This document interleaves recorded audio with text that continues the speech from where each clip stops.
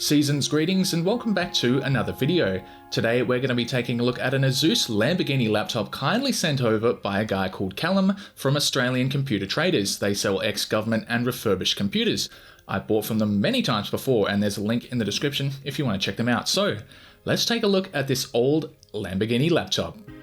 I can now say someone has gifted me a Lamborghini, sadly not an actual car though. These were incredibly expensive back in 2007, and perhaps this one was well used given how dirty the charger is. Given the generous amount of bubble wrap, it's safe to say it probably survived the shipping. The lid kind of looks like carbon fiber, or maybe it is carbon fiber. The hinge is still pretty sturdy and requires no latch to open. Wow, a stitched leather palm rest. Now that is fancy. As well as a little webcam that can swivel around, which is pretty practical. No expense was spared with this notebook it seems. The attention to cosmetic detail far exceeds most laptops of this time period, but it is a hefty device, making up for it with a plethora of ports, including HDMI and a HD DVD drive no less. The base doesn't receive the same attention to detail. Looks like a fairly typical Asus laptop circa 2007, aside from this gold identification plaque, and I think this is supposed to be a wheel. Anyway, does it work and has it survived the shipping? Oh, do I have a deal for you? I come bearing a gift of great importance. A browser like no other, with great performance that's also fast and secure, but also free with great allure such as the built-in generative AI Aria. Here, take this. Are you sure, Santa? Because this is just a piece of paper with Opera written on it. Well, use the link in the description below to download it for yourself. It's fast and easy. Importing your bookmarks and passwords only takes seconds. With Opera, you've got everything you need and accessible with ease. You can choose exactly what you want on the sidebar. There's even music streaming apps built in with options for basically every single one available. Not a fan of ads? You can block them easily with the ad blocker, hide your browsing location, and enjoy the privacy of the free unlimited VPN that's built right in. Not only is the experience incredibly customizable, but it's also very intuitive, with the ability to group tabs together based on their content, and make Opera look the way you want to as well, with all kinds of wallpapers and even the ability to force all pages into dark mode. This great experience carries over to many other platforms and devices, allowing for quick and easy file transfer and synchronization. Messaging apps are built right in without extensions, and best of all, the generative AI is a feature that sets Opera apart from other browsers. You could use it to explain a question, translate text, or even write a short story. This holiday season, make the switch to Opera and experience a new way of browsing. Click the link below to find out more. Yes, it is functional, with the original 2GB of RAM, but no hard disk, removed for privacy reasons I believe. First of all, it could do with a wipe down, although the scratches on the lid may not come off, but for a device that's bordering on 16 years of age, yes, 16, it could be far worse. The grimy charger is a sign that it was well used on the go by the original owner. A bit of eucalyptus oil got it looking good again. The 15.4-inch panel has an impressive for the time 1680 by 1050 resolution, and after a wipe with some lens cleaner, it was pretty much spotless. The lid improved slightly after a wipe down. I really wish this was one of the yellow versions, as it does look quite a bit more plain. To remove hair and crumbs from the keyboard, I found a toothbrush and a small vacuum cleaner quite effective. Given the evidence I found, the previous owner may have been ginger. As to not ruin the leather, I simply wiped it with a household cleaning wipe. Any strong chemicals could make it deteriorate, and clearly it needed a wipe off. Lastly, a bit of eucalyptus oil and a microfiber cloth got the keyboard grime free. Taking one of these VX2S Lambo laptops apart is super easy. As far as I can see, pretty much every component is accessible from the base. The hard disk caddy was also thankfully left in here when they removed the drive. Upgrades were definitely encouraged during this period of time, and most laptop processors were also socketed. The last little cover is for the 2 RAM slots, and I'll be doubling the memory, bringing it to 4GB. To get this laptop to 4GB of RAM, I'll repurpose the sticks I put in the 15-inch MacBook Pro from a recent video. DDR2 at 667MHz, the same speed as the sticks that were already in here. Some solid-state storage will also definitely improve responsiveness. A WD Green 240GB drive was very cheap, and I'll be sure to remove this sticker before installing it. For some reason, the sticks were labelled as GDDR2, but this is definitely system memory, not graphics memory, right? It's really all there.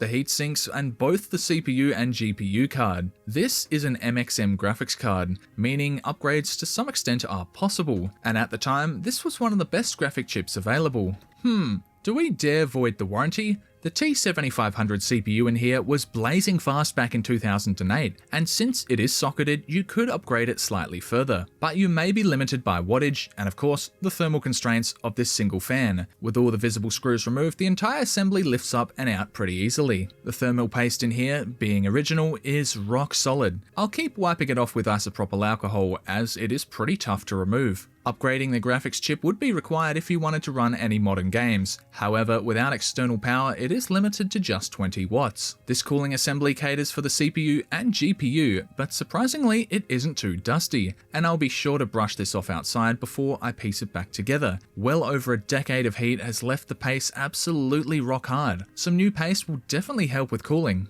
Before I reassemble it, I thought I would brush out any debris that was inside. Most of the airflow is contained to a small portion of this device, so there wasn't much in the surrounding areas. Getting hair out and unclogging the cooling fins is also essential, since this single exhaust is all that keeps this thing cooled. I know I've been saying this for well over a year now, but I'm actually almost out of thermal paste finally, and if you've got any recommendations, please leave them below. And making sure that the cooler was slotted in correctly, I then screwed it back in place. For the GPU, I applied the paste directly to the heatsink for simplicity, and while this maxes out at what I believe is 20 watts, modern gaming laptops can draw upwards of 140 watts under load, and this is one of the easiest laptops I've ever worked on. There's no need to extensively disassemble it to replace the processors or redo the thermal paste. Last of all, I used a dab of eucalyptus oil to remove some of the gunk from the bottom casing. Alright. We need an operating system, and I don't have access to most of my software disks at the moment, so I'll simply make a bootable installer USB. The Windows Vista Ultimate ISO can be found on archive.org, and once downloaded, I used a program called Power ISO to create a bootable installer USB. It looks as if it did in fact work, which is great to see. So let's get installing, shall we? First of all, I checked and the system does indeed detect the new RAM and the SATA SSD. Most importantly, it detects the Windows Installer USB. Relievingly, the new SSD is also detected, and after about 45 minutes we have Vista. I think I'll go with the Golden Retriever, and how can you not choose the classic Vista wallpaper? Yeah, we are going to need some drivers though, and taking a look at the Asus website, searching for the VX2S specifically gives us very little. However, if we simply search for the VX2, we get most of the essentials. Nvidia has also been pretty good when it comes to old drivers. It was super easy to find the latest compatible one for the 8600 MGT. The next hurdle was activating Windows Vista. While I do have a product key from the base of this laptop, online activation no longer works, so you've got to use the phone method, calling up a specific number and giving them what it says on your screen and then typing in what they tell you. This actually worked and was pretty easy. Time to test some games, starting off with GTA 3. To really test the laptop, I run it at 1680 by 1050 and it had no trouble at all. Since Windows Vista is painfully outdated and unsecure, I would not recommend it for many things connected to the internet. Hopefully my old school RuneScape account doesn't get hacked. How about another classic, Star Wars Battlefront 2? I've used this disc so many times that it has actually started to crack slightly. On medium settings at the very high native resolution it runs absolutely fine, and I had a lot of fun playing it on here. But not all games wanted to play ball, so to speak. No matter what settings I used for the original Far Cry, there seemed to be an insanely short draw distance or fog, not playable at all sadly. For the most part, this laptop is still usable. The keyboard is fine, however the keys are a little bit stiff for my liking. But that trackpad, oh my god, it's horrible. You've got to press in a very specific spot for it to click, plus it is pretty small. The whole device is big and heavy for what it is, because of the premium materials and construction. It does feel like owning a sports car, however this one definitely hasn't appreciated in value over time. But when this came out, it had all the ports and features you could have wanted. When this was released, it was definitely a pretty high-tech product and had a lot of features that not a lot of other laptops had. But today it is just an old Core 2 Duo laptop. That looks pretty cool. Is it very collectible? I don't know. Time will tell, and I'm going to definitely hold on to this, and once I've got a proper studio set up, have it displayed on a shelf. Thank you very much for watching, and if anyone's interested in knowing, our house build is coming along good, and hopefully in a few months I'll be able to set up a proper studio and make even more videos. I'm pretty excited about it. Thanks for watching, and I'll see you in the next one.